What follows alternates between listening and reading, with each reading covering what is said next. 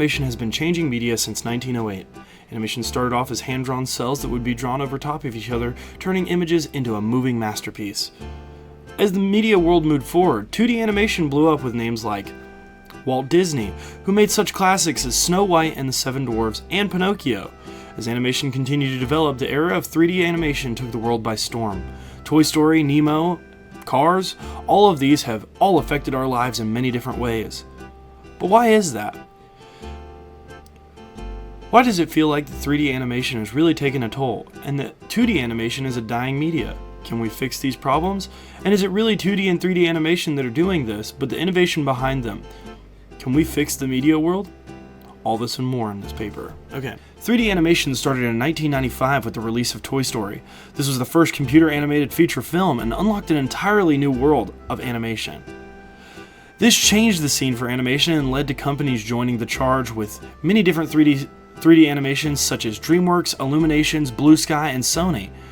This world felt so new and fresh that when it started, it gave us How to Train Your Dragon and Up. Both of these films showed that 3D animation was capable of showing complex worlds and complex characters in their own way. For example, How to Train Your Dragon showed that two species can get along, even though they weren't meant to be, and that resolving your issues can actually change your world. And with Up, it dealt with a lot of issues, such as death, hardship, loss, even miscarriage. And those were really hard things to develop, but they were all done beautifully shot in a 3D film. As we follow Carl, you see him and his wife start off very young and in love, and then as it goes along, the visuals back up the fact that she's passed away and he struggled to live his own adventure.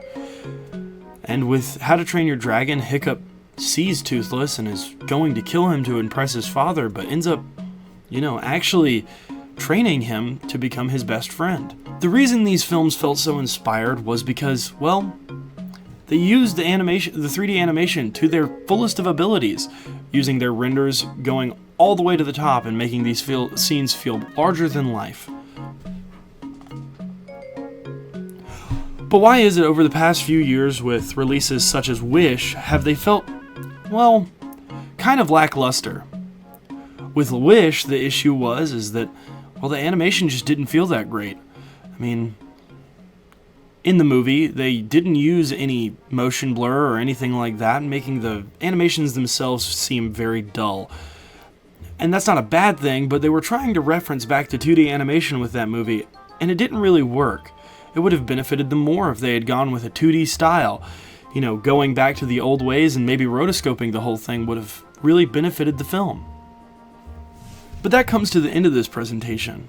Is it really an issue with 2D or 3D? I mean, bringing 2D back would definitely help. We can see that with films like Boy and the Heron and other Ghibli films.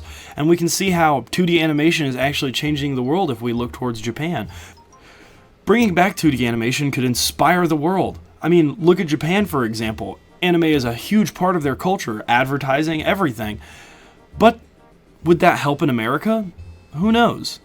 But I think the thing that would actually help 2D and 3D animation is inspiration. We've been lacking in inspiration in the past few years, and I think that that's actually what could bring us back to the top.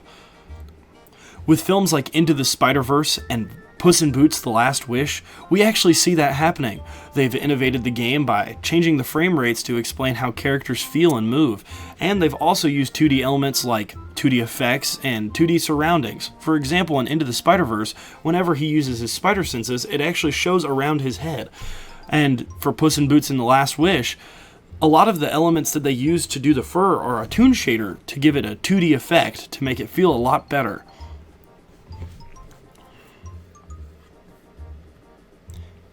We can see the effects of these things if we look at Rotten Tomatoes, with a 97% score on things like Boy and the Heron, and just high scores on both Into the Spider-Verse, Across the Spider-Verse, and Puss in Boots.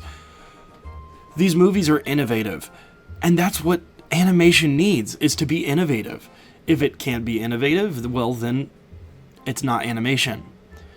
Animations have to feel inspired, and that's what drives our companies to be better, is to feel inspired.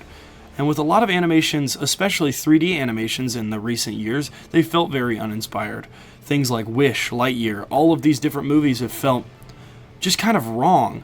Things in them just don't add up. Their stories don't line up. They feel uninspired.